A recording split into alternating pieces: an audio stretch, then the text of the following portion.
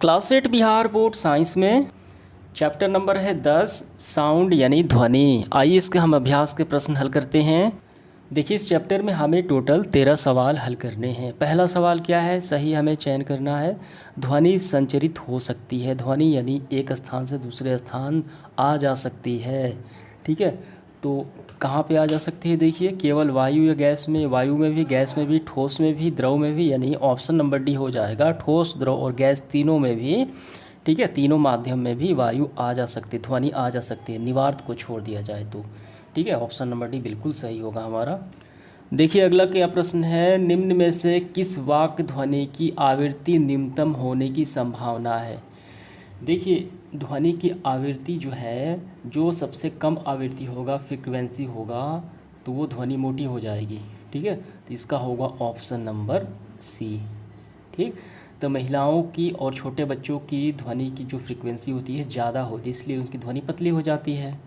देखिए आप यहाँ पे आसानी से समझ भी सकते हैं, यही कंपन की आवृत्ति अधिक है, ठीक है, तो हम कहते हैं कि ध्वनि तीखी है। ठीक है, अगर आवृत्ति कम होती है तो ध्वनि तीखी नहीं होती है।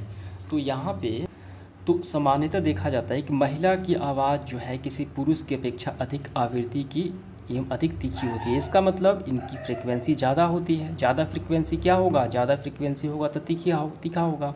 अगर आवृत्ति कम होगा तो ध्वनि मोटा हो जाएगा। जैसे कि पुरुषों की ध्वनि की आवृत्ति कम होती है तो पुरुषों की आवाज़ थोड़ा मोटा होता है। तो ये समझ में आ गया, आवृत्ति न्यूनतम है, इसका मतलब पुरुषों की है। इसके बाद देखिए तीसरा सवाल हमें क्या करना है, सही और गलत का चयन करना है, ट्रू एंड फॉल्स। आइए हम देखते हैं। देखिए पहला है, ध्वनि निवार्त में संचरित नहीं हो सकती।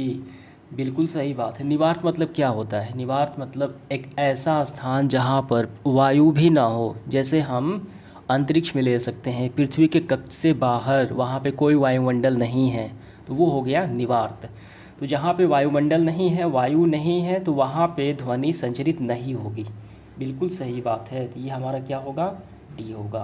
ठीक है, ख नंबर, किसी कंपित वस्तु के प्रति सेकंड होने वाले दोलनों की संख्या को हम आवर्तकाल कहते हैं। देखिए दोलनों की संख्या को हम आवृत्ति कहते हैं, ना कि आवर्तकाल। दोलनों में जितना समय लगता है वो हो गया आवर्तकाल। ठीक है, यहाँ पे क्या है, प्रति सेकंड दोलनों की संख्या यहाँ पे कहा गया है।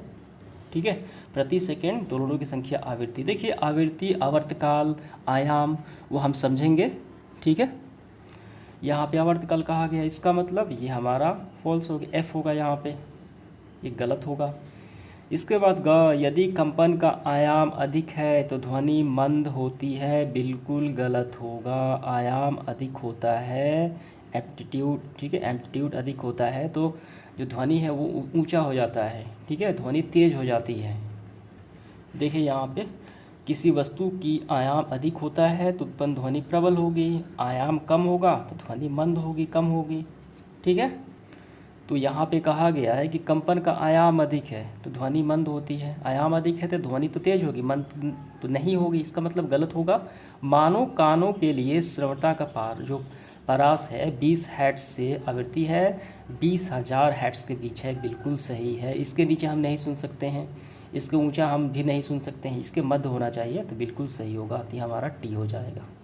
ठीक, इसके बाद देखिए कंपन की आवृत्ति जितनी कम होगी तारतम्य उतना ही अधिक होगा। बिल्कुल गलत बात है, आवृत्ति जितनी अधिक होगी तारतम्य उतना अधिक होगा, आवृत्ति जितनी कम होगी तारतम्य उतना कम होगा। जैसे मैंने हम लोगों ने समझा वहाँ पे कि महिलाओं और पुरुषों की आवाज़ इसी के कारण तो डिपेंड करती है। यदि कंपन की आवृत्ति अधिक होगी तो ध्वनि तीखी होगी। तो सीधे सीधे आपको यही समझना है, आवृत्ति कम तो तारतम्य जो है कम, आवृत्ति अधिक तारतम्य अधिक। लेकिन यहाँ पे क्या कहा गया है, कंपन की आवृत्ति जितनी कम होगी तो तारतम्य उतना अधिक हो। यहाँ पे तो उल्टा बात कहा गया है, इसका मतलब ये हमारा फॉल्स होगा, गलत होगा। 4 नंबर, अवांछित या अप्रिय ध्वनि को संगीत कहते हैं। बिल्कुल गलत बात, इसको तो हम शोर कहते हैं, तो ये हमारा फॉल्स होगा, गलत होगा। इसके बाद ध्वनि प्रदूषण आंशिक श्रवण अशक्तता उत्पन्न कर सकता है। बिल्कुल सही बात है। ठीक है, ध्वनि प्रदूषण से बहरेपन का आदमी शिकार हो जाता है। अब इसके बाद देखिए चौथा सवाल, रिक्त स्थानों की पूर्ति करना है। कि इसको पूरा करने से पहले हम कुछ समझ लेते, जैसे कि आवृत्ति क्या हो गया, आवर्तकाल क्या हो गया, आयाम क्या हो गया। ठीक है, यहाँ पे भी आए हैं, तो उसको पहले हम लोग समझ लेते हैं और उसके बाद हम इसको भर लेंगे। आइए हम इसको पहले समझ लेते हैं ताकि आपको भरने में सरलता आसानी आ जाए। देखिए काफ़ी ध्यान से आपको यहाँ पे समझना है। हम 3 चीज़ें समझेंगे, आवर्तकाल, आवृत्ति और आयाम, एम्पलीट्यूड। ठीक है, तो यहाँ पे समझिए ये क्या है, लाउड स्पीकर है। लाउड स्पीकर है, यहाँ पे कोई व्यक्ति का कान है, यहाँ पे कोई व्यक्ति है इसको सुन रहा है। तो ये बीच का जो माध्यम है ये क्या है, वायु है। तो यहाँ से आवाज़ निकली तो आवाज़ का संचरण कैसे होता है, ऐसे होता है। ठीक है, ध्वनि तरंग का संचरण आगे बढ़ती है, ऐसे बढ़ती है। ठीक, जो ऊपर उठता है उसे श्रृंग बोला जाता है, फिर नीचे जलता है उसे गर्त बोला जाता है। ठीक है, तो यहाँ से प्रारंभ हुई श्रृंग और गर्त, तो यहाँ तक पहुँच गई। ठीक है, तो एक चक्कर पूरा कर लिया। ठीक, तो एक चक्कर में जितना समय लगेगा वो हो गया आवर्तकाल। इसे टी द्वारा सूचित किया जाता है। समझ में आ गया, ध्वनि तरंगों का एक चक्कर पूरा किया जाना वो होता है आवर्तकाल। ठीक, और देखिए अगर 1 सेकंड में ये ध्वनि चक्कर जितनी बार पूरा कर ले वो उसकी आवृत्ति हो गई।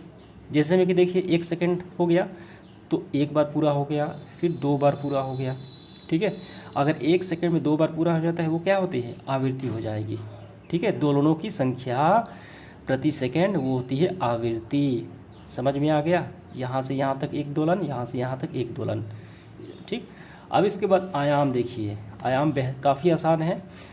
तो सबसे ऊंचा उठा ये क्या है, श्रृंग है, तो इसे बोला जाता है आयाम। ध्वनि तरंगों का विस्थापित होना, ऊपर की ओर विस्थापित होना या नीचे की ओर जितना विस्थापित हो वो बोला जाता है आयाम। जितना अधिक आयाम होगा ध्वनि उतनी प्रबल होगी। जैसे कि लाउड स्पीकर मोटे, देखिए जैसे कि लाउड स्पीकर, पुरुषों की आवाज़। ठीक है, तो वो सबका आयाम बहुत ज़्यादा होता है। ठीक है, फिर यहाँ पे आप समझ सकते हैं, देखिए आयाम की 2 स्थितियाँ यहाँ पे दिखाई गई है। यहाँ पे देखेंगे कि देखिए आयाम की 2 स्थितियाँ दिखाई गई हैं। यहाँ पे देखेंगे कि ये ध्वनि तरंग है, इसका आयाम काफ़ी छोटा है लेकिन इसका आयाम काफ़ी बड़ा है। इसका मतलब ये प्रबल ध्वनि हो जाएगी और इसका मतलब ये कमज़ोर ध्वनि हो जाएगी। जैसे कि डीजे की आवाज़, डीजे की आवाज़ अब देखते हैं काफ़ी उच्च होता है, इसका मतलब इसका एम्पलीट्यूड आयाम भी ज़्यादा होता है। समझ में आ गया, होगी। चलिए अब इसको हम भरते हैं। तो आइए अब हम रिक्त स्थानों की पूर्ति करते हैं। देखिए पहला है, किसी वस्तु द्वारा एक दोलन को पूरा करने में लिए गए समय। तो मैंने क्या बताया आपको, यहाँ से प्रारंभ हुआ, ये पूरा किया, फिर यहाँ तक इस लाइन पे चला गया। यहाँ से इस लाइन से शुरू हुआ, ऊपर और नीचे एक बार किया, एक लाइन पे चला गया। इसको जो समय लगता है उसे आवर्तकाल बोला जाता है। तो हम यहाँ पे क्या भरेंगे, हम यहाँ पे भरेंगे आवर्तकाल। तो पहले में आपको काफ़ी अच्छे से भर लेना है आवर्तकाल। ठीक, अब इसके बाद देखिए दूसरा, प्रबलता कंपन के डैश से निर्धारित की जाती है। देखिए आयाम मैंने क्या बताया, जितना ऊंचा आयाम होगा ध्वनि उतनी प्रबल होगी। लेकिन देखिए कितना आयाम ऊंचा है, बहुत ऊंचा होगा, इसका आयाम छोटा है, ये कम प्रबल, ये ज़्यादा प्रबल। तो प्रबलता आयाम पे, एम्पलीट्यूड पे डिपेंड करता है। ठीक है, समझ में आ गया। तो दूसरे में हम भरेंगे आयाम। ठीक, यहाँ पे। अब इसके बाद देखिए तीसरा, आवृत्ति का मात्रक है। आवृत्ति का क्या मात्रक होता है, आवृत्ति का मात्रक होता है हैट्स। आवृत्ति किसे बोला जाता है, एक प्रति सेकंड में दोलनों की संख्या, जितनी बार दोलन की जाए ऊपर नीचे। ठीक है, 1 सेकंड में, वही हो गई आवृत्ति, फ्रीक्वेंसी, दोलनों की संख्या। घ नंबर, अवांछित ध्वनि को हम सभी जानते हैं, इसे शोर का बोला जाता है, शोर। इसके बाद देखिए अंगा, ध्वनि की तीक्ष्णता कंपनों के डैश से निर्धारित होती है। तो ये आवृत्ति पर होती है, जितनी ज़्यादा आवृत्ति होगी ध्वनि उतनी तीक्ष्ण होगी, तीव्र होगी, तीखी होगी। आवृत्ति कम होगी ध्वनि उतनी मोटा होगा, भारी होगा। जैसे कि पुरुषों की आवाज़ की फ्रीक्वेंसी कम होती है और महिलाओं की आवाज़ की फ्रीक्वेंसी, आवृत्ति ज़्यादा होती है, इसलिए उनकी पतली होती है। ठीक है, तो इस तरीके से हमने पूरा कर लिया सभी को काफ़ी अच्छे से। अब इसके बाद देखिए 5वां सवाल क्या है, एक दोलन 4 सेकंड में 40 बार डोलता है। ठीक है, देखिए 4 सेकंड में 40 बार, इसका मतलब ये तो आवृत्ति हो गई। 4 सेकंड यानी प्रति सेकंड में दोलनों की संख्या, 4 सेकंड में 40 बार डोलता है। इसका आवर्तकाल और आवृत्ति ज्ञात करें। काफ़ी आसान है, आइए ज्ञात करते हैं। देखिए यहाँ पे एक दोलक, तो ये रहा दोलक। ठीक है, ऐसे ये डोलता है, 4 सेकंड में 40 बार डोलता है, तो दोलनों की संख्या हो गई 40। समय कितना, 4 सेकंड। आवृत्ति किसे बोला जाता है? दोलनों की संख्या बटे समय, यानी ये आवृत्ति ज्ञात करने का फॉर्मूला भी होता है, दोलनों की संख्या बटे समय। दोलनों की संख्या हो गई 40, समय लगा 4, तो ये कैंसिल आउट हुआ 10 बार में, 10 चौक 40 यानी 10 हर्ट्ज आ गया। आवर्तकाल भी हमें याद करना है। आवर्तकाल यानी इसे कैपिटल टी द्वारा डिनोट करते हैं। तो आवर्तकाल का फॉर्मूला होता है 1/आवृत्ति, आवृत्ति का उल्टा 1/आवृत्ति। ठीक है, आवृत्ति तो हमने अभी निकाला 1/10। ठीक, तो ऊपर चला जाएगा यानी भाग लगाएंगे तो यहाँ पे पॉइंट आ जाएगा 0.1 सेकेंड। समझ में आ गया? ये दोनों आपका आंसर हो गया। इस तरीके से हमने इसको सॉल्व कर लिया। अगला सवाल देखिए, एक मच्छर अपने पंखों को 500 कंपन प्रति सेकंड, देखिए 500 कंपन प्रति सेकंड यानी इसकी क्या हो गई? आवृत्ति हो गई। 1 सेकंड में 500 कंपन की औसत दर से कंपित करके ध्वनि उत्पन्न करता है। कंपन का आवर्तकाल कितना है? बेहद आसान है। देखिए आवृत्ति कितनी है? n 500 hertz. आवर्तकाल किसे बोला? देखिए आवृत्ति तो यही हो गई 500 हर्ट्ज। ठीक है, मैंने आपको बताया प्रति सेकंड दोलनों की संख्या, आवृत्ति हो गई 1 सेकंड में 500 कंपन, तो आवृत्ति 500 हर्ट्ज। अब आवर्तकाल का क्या फार्मूला होता है? 1/आवृत्ति 1/500। 1 में 500 से भाग देंगे 0.0025 आपका आंसर आ जाएगा। ठीक, देखिए यहाँ पे हम भाग भी लगा लेते हैं। 1 अंदर हो गया, ठीक है, 500 हो गया बाहर। यहाँ पे कम है तो पहला काम आपको करना है पॉइंट देना है। देखिए फिर भी कम हो गया, तो फिर अगर हम जीरो लगाएंगे तो यहाँ पे फिर हमको यहाँ पे शून्य देना होगा। जितना हम शून्य लगाएंगे फिर यहाँ पे शून्य लगाएंगे। ठीक है, तो अब देखिए कितना हो गया? 3 शून्य हो गया तो 1000। कितना हो गया? 2 बार में जाएगा तो 1000 हो गया, कैंसिल आउट हो गया। ठीक है, तो इतना ही आपका आंसर आएगा, 2 आपको नहीं लिखना है। ठीक, 0.22 0.002 आपका आंसर निकल के आ गया। क्लियर हुआ? समझ में आ गया? अब इसके बाद देखिए आगे बढ़ते हुए 7वां सवाल क्या है? निम्न वाद्य यंत्रों में उस भाग को पहचानिए जो ध्वनि उत्पन्न करते समय कंपित होता है। ठीक है, यहाँ पे वाद्य यंत्र है। ठीक, तो पहला है ढोलक। ढोलक जब आप देखे होंगे जो किनारे के जो हम बजाते हैं हाथ रखकर, तो वही तो कंपित होता है। ठीक है, सितार में तार कंपित होता है, बांसुरी में क्या होता है? वायु नालिका होती है। तो ऐसे हम भरेंगे ढोलक में तनित झिल्ली। ठीक, ऐसे आपने देखा होगा किनारे वाले भाग। सितार का तार होता है, बांसुरी का वायु स्तंभ। ठीक है, वायु नालिका। क्लियर हुआ 7वां? अब इसके बाद देखिए 8वां सवाल। सवाल क्या है? शोर तथा संगीत में क्या अंतर है? क्या कभी संगीत शोर बन सकता है? बिल्कुल बन सकता है। आइए इसका आंसर हम लिखते हैं। देखिए शोर यानी नॉइज़ और संगीत यानी म्यूज़िक। अप्रिय या अवांछित ध्वनि जो हमें सुनना पसंद नहीं, शोर कहला जाता। ठीक है, उसे शोर हम कहते हैं, नॉइज़ कहते हैं, जो हम सुनना हम पसंद नहीं करते हैं। जैसे कि आपको यहाँ पे एग्जांपल भी लिख लेना है, जैसे कि वाहनों की आवाज़, लाउड स्पीकर, तेज ध्वनि। ठीक है, संगीत की बात करें, सुस्वर ध्वनि। ठीक है, स्वर का सजाया हुआ ध्वनि संगीत कहलाता है, जो सुखद होती है, सुनना पसंद करते हैं। ठीक है, दोनों में आपको यही अंतर कर लेना है। अब इसके बाद इसमें एक और पूछा गया है, क्या संगीत शोर बन सकता है? बिल्कुल बन सकता है। अगर संगीत को उसकी प्रबलता बढ़ा दी जाए, ध्वनि को तेज कर दिया जाए, तो वही संगीत सुनने में कर्कश लगेगा, शोर बन जाएगा। ठीक है, उसको तेज कर देने पे। तो यही आपका आंसर हो गया। अब इसके बाद देखिए 9 नंबर, अपने वातावरण में ध्वनि प्रदूषण के स्रोत की सूची बनाएं जिससे कि ध्वनि प्रदूषण फैलता है अपने ठीक है, इन्वायरमेंट में। तो हम ऐसे लिखेंगे, ध्वनि प्रदूषण के स्रोत निम्नलिखित हैं। पहला है वाहन की ध्वनियाँ, जो वाहन से ध्वनियाँ निकलती हैं। ठीक है, लाउड स्पीकर हो गया, पटाखे हो गया, मशीनें जैसे कि जनरेटर, पंखे हो गए।